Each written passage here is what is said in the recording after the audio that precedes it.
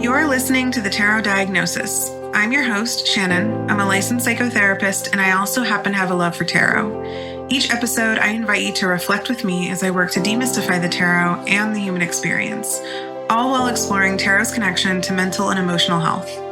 While this podcast may feel therapeutic, it is not meant to take the place of psychotherapy. So grab your cards and join me as I work to create a pathway to better understand ourselves and those around us.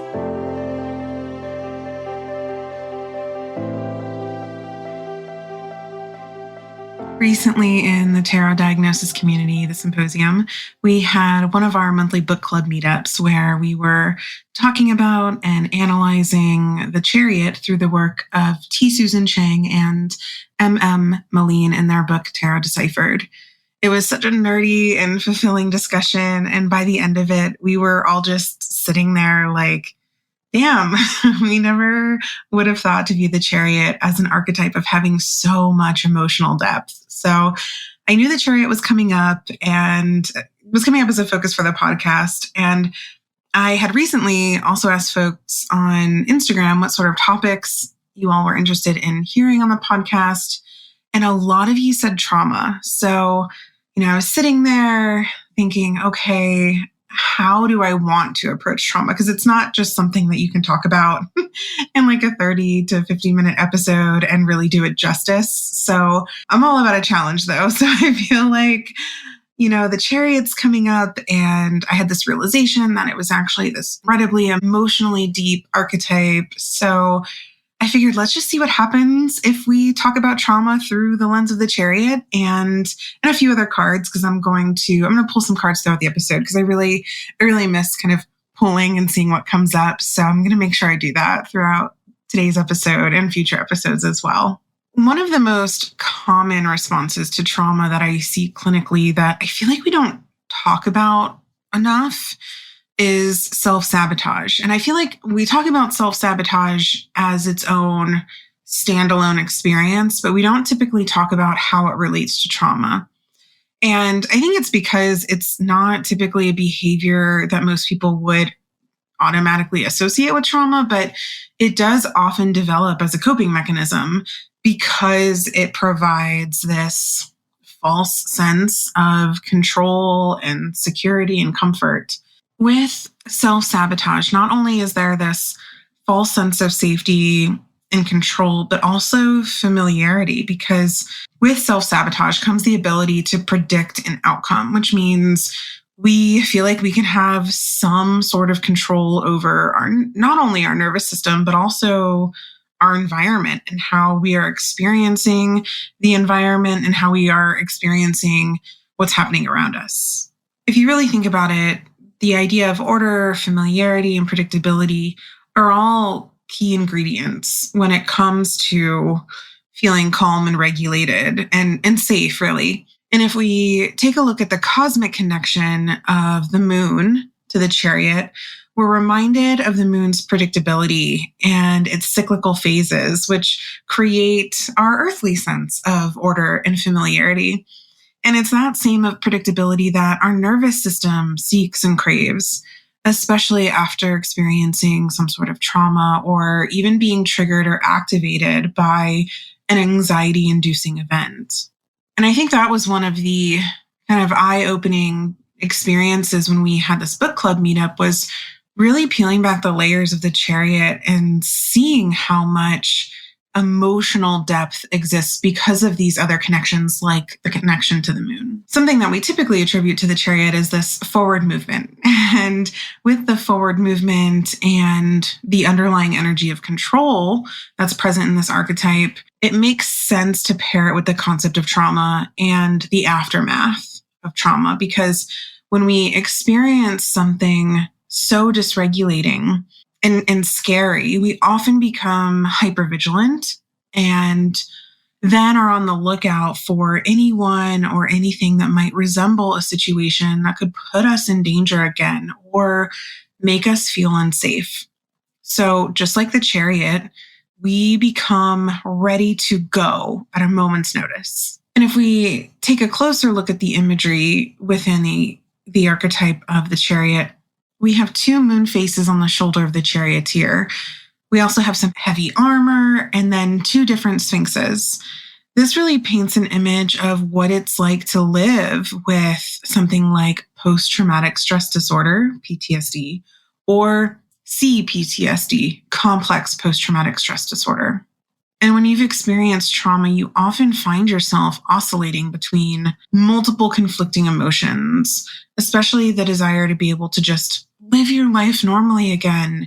And then the other is often trying to combat this kind of ever lingering fear and pain of what was and what could potentially be. This experience is represented well within the 2 moon faces on each shoulder of the Charioteer, because essentially it's depicting that same emotional duality that tends to accompany trauma that we then are forever carrying with us. And then it's our job to figure out, how can we acknowledge that we're carrying that and what do we need to do with it? This is when we need to start looking through the lens of hypervigilance. So, as these moons could reflect the constant state of alertness that trauma survivors often find themselves in, there's this sense of watchfulness too, that is kind of the opposite of hypervigilance. Because when we think of hypervigilance, we think of being tense and alert and on edge.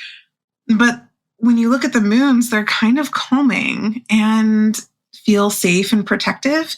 And I think that's the illusion that hypervigilance gives us, that, well, if I'm on edge and I'm watchful, then I'll feel more stable and secure.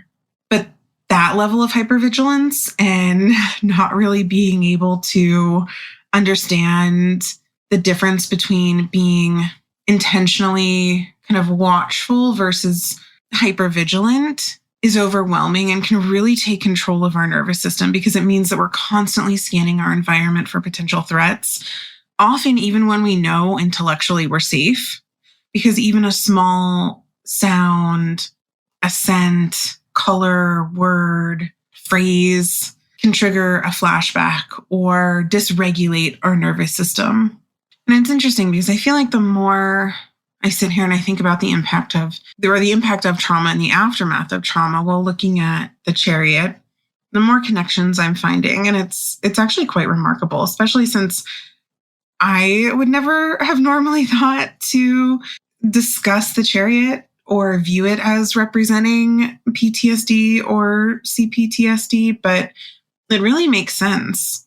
And if we keep going, then we can also start talking about and examining the armor of the Charioteer within the Chariot archetype. So we know that armor is meant to protect us from any sort of external force or threat. And when we've experienced trauma, we create both metaphorical, internal and external armor in order to protect ourselves. And this armor can manifest in a variety of forms, like emotional detachment, stoicism, avoidance of connection, fearing vulnerability, or isolating ourselves from people, places, or things. That's when this protective armor can become a double-edged sword.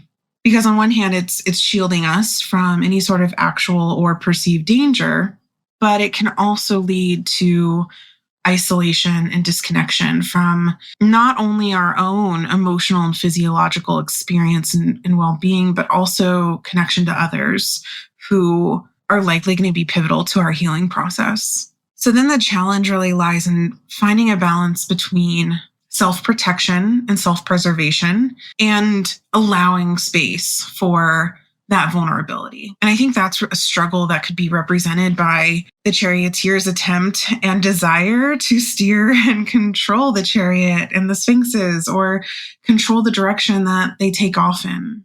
And with trauma, there's this urge to protect and feel safe. And it's this really intense pull and drive. So to counteract that with a pulling from the other direction, if we look at these Sphinxes, is incredibly mentally and physically draining.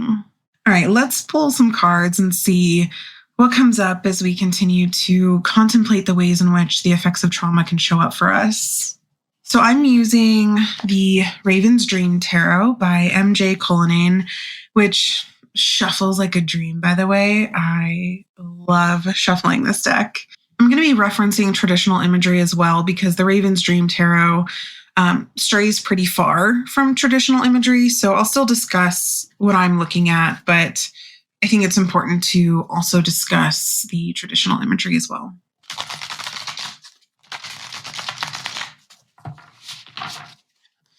The Nine of Wands. So I want to share what this looks like in the Raven's Dream Tarot, and it's a raven hovering over a nest of eggs, and then two other potentially birds of prey hovering over. There's a moon in the distance, and the raven's mouth is open. So there's definitely this feeling of protection and guardedness that I think exists also within the traditional imagery. So it's actually interesting looking at the Raven's Dream Tarot imagery because we don't know that these two birds above are trying to get at the raven's nest. There's maybe an assumption that there is, but we don't know for sure. And that's where I feel like having this discussion about trauma is important because trauma often creates this blurry line between safety and danger. And going back to the hypervigilance can cause seemingly benign situations to trigger intense emotional reactions. And I'm so glad that I decided to use the Raven's Dream Tarot for this because I feel like this is a fantastic depiction. Because we don't know that, again, that these other birds are going after this nest, but this raven is in protection mode and doesn't want something bad to happen. I mean, those birds could just be passing by, but this is a really powerful depiction of what happens when we've experienced a trauma.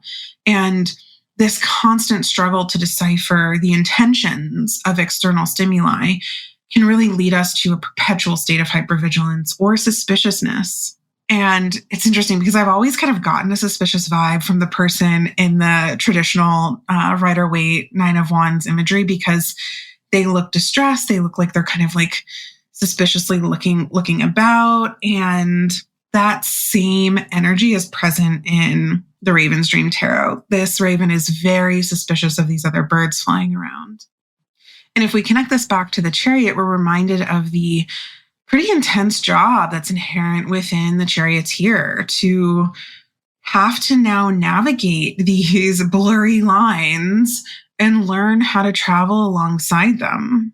It's a powerful reminder, really, that the role of the Chariot is not easy when you consider how it could portray this daily challenge of living with PTSD or C-PTSD and the need to function and navigate in a world that could trigger some of our deepest core wounds without any sort of warning. Something else worth exploring is the physiological and somatic component of trauma. It's so easy for us to fall into the trap of intellectualizing our trauma when we also need to be focusing on the physical release of it. I've been spending a lot of time over the last several years researching ways trauma is stored in our bodies, and it's been both fascinating and also really saddening. But there are some incredible healers out there finding ways to help us release trauma that's stored within our bodies and give our physical being a bit of a break from carrying the heaviness of this. And thinking about the Chariot, all of these layers of the Charioteer's body are hiding access to the inner parts that need tending to. It really puts kind of my own experience into perspective when I think about it. I've been in physical therapy post-surgery the last few months, and it's been wild to spend each week with a clinician who is gently showing me how to be more in tune with certain parts of my body and more aware of how my own trauma feels when it's not being released, and also how to recognize how the release of that stored trauma feels. And that process is going to look different for everybody, but I find that the first and really most accessible step to that process seems to be paying attention and noticing where you tend to hold the most tension in your body and then experimenting with different exercises to see what feels like a release to you, what feels nice, what provides the most relief. There's no one size fits all. And I think for all of us, it's probably going to be a collection of exercises and experiences. But I just wanted to make sure that I didn't get through this episode without at least touching on the importance of the physical and somatic response and attention that trauma deserves.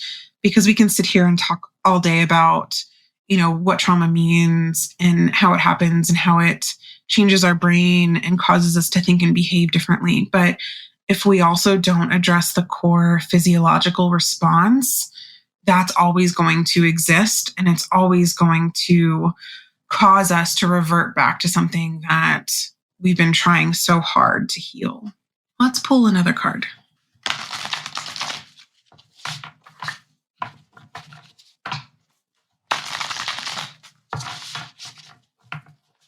The Nine of Cups, 2 nines. Fascinating. I love MJ Cullinan's artwork so much because I feel like it transports us to this mystical fairy wonderland.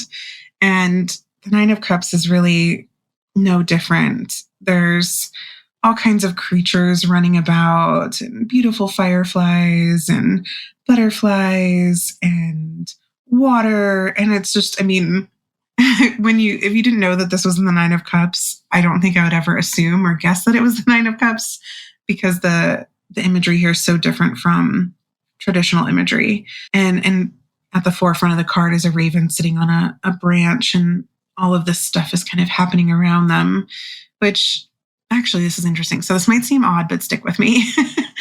So thinking about this imagery and the traditional imagery, I'm having 2 specific thoughts. First, I feel like this Nine of Cups gives us a different path to view the Chariot in, almost as this reminder that the healing experience with trauma is not a linear journey, but actually a very complex, multifaceted process, with each cup representing an obstacle or a coping mechanism. And we might oscillate between cups throughout the process.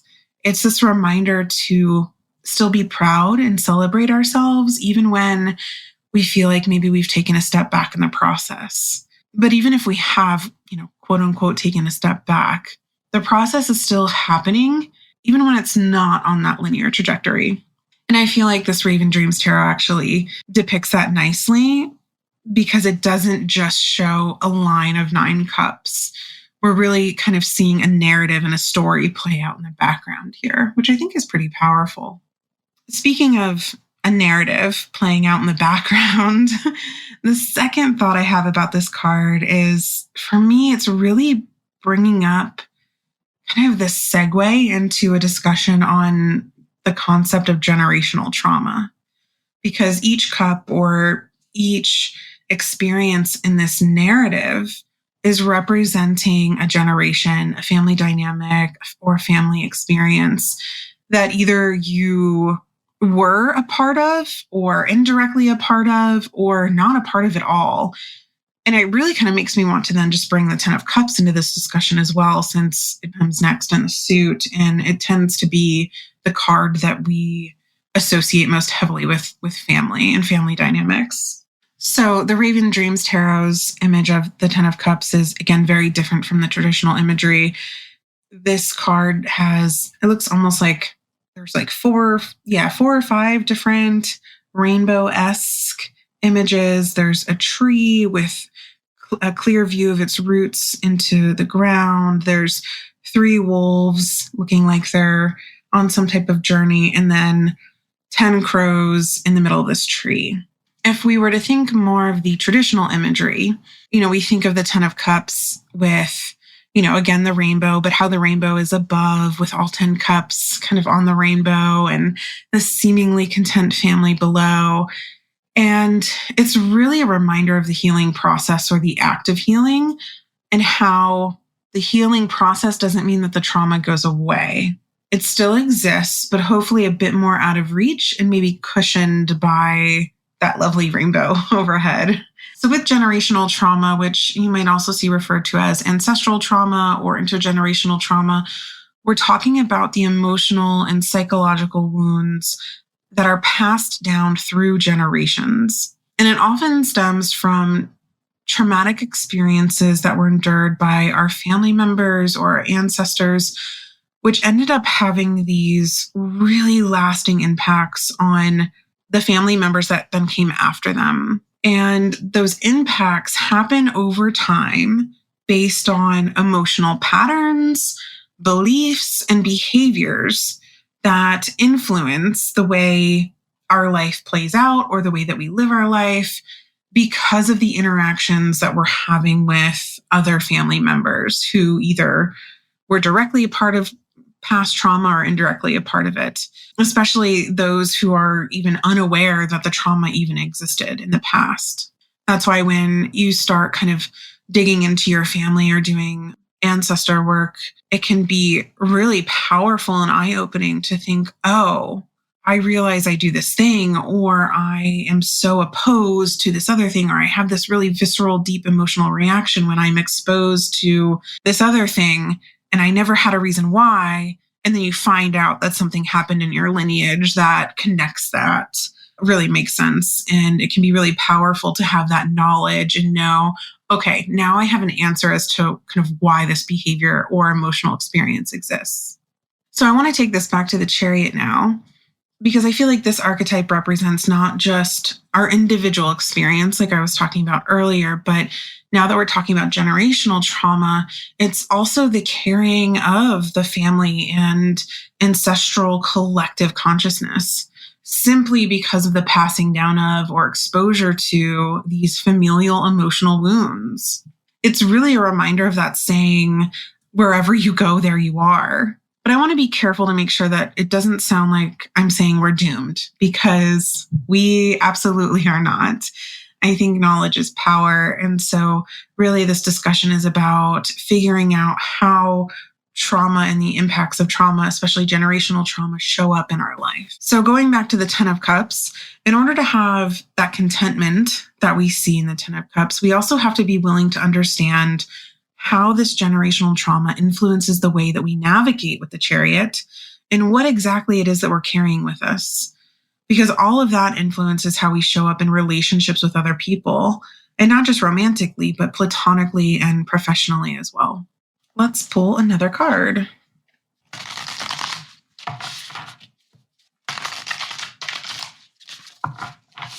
Oh, wow. Three of Pentacles. Okay.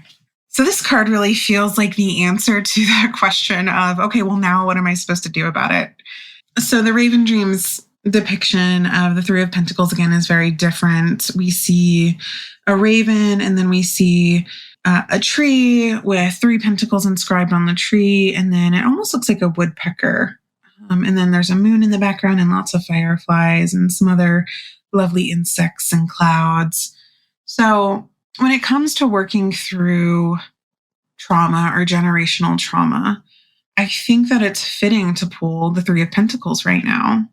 Typically, the Three of Pentacles is seen as a card of collective collaboration and recognition. This makes me think about patterns and the effects of trauma that might emerge as we enter into various types of relationships, and the responsibility that we have to be aware of how we are showing up, participating in, and just overall feeling in those relationships. Being aware of what feels safe, unsafe, defensive, or triggering gives us insight into ways that we can work with folks who care about us in order to understand the patterns of either PTSD, C-PTSD, or generational trauma, for example. And it really gives us an opportunity to work to edit that narrative so that moving forward, the same maladaptive patterns that maybe have been passed down are no longer continue to be passed down. It's really about allowing ourselves to break a cycle. This requires an open mind and also surrounding ourselves with folks who are willing to be patient with us and understanding, as this can be a really messy process with a lot of uncomfortable and intense conversations. And I know that I'm speaking about this as our experience in trauma, but this also goes for the people around us who are possibly working through their own experiences of trauma or generational trauma, and how we have a responsibility to also be curious about their experiences to the extent that they're willing to share, of course, and also giving them that same patience and grace as they figure out how to break their own cycles and create new patterns. Speaking of narratives, the Three of Pentacles is also a reminder to share our stories and our experiences with people who are supportive and really want to help us on our life journey. Because sometimes it isn't our family. Sometimes it's our friends or mentors or people who belong in the community that you're a part of. Sharing our experiences also allows us quite literally to have this trauma or this story exist outside of us for a little while. And that can be such a relief. And then on top of that, receiving comfort or validation that whatever we've gone through or experienced was in fact painful can also provide a pretty significant sense of relief, even if it's brief. Essentially, though, by allowing ourselves to experience that, it gives us an opportunity to work to transform or edit this narrative of our own generational trauma or PTSD into one of healing, allowing us also to guide future generations towards a more balanced and emotionally healthy existence and experience.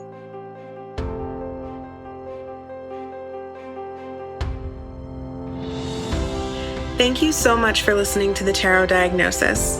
You can follow us on Instagram and TikTok under the handle @the-tarot-diagnosis and join us while we pull daily cards and explore tarot and mental health in between podcast episodes. You can also subscribe to our podcast to make sure that you never miss an episode. If you have a topic or question that you'd like for us to explore on the podcast, you can contact us directly on our website, www.thetarotdiagnosis.com.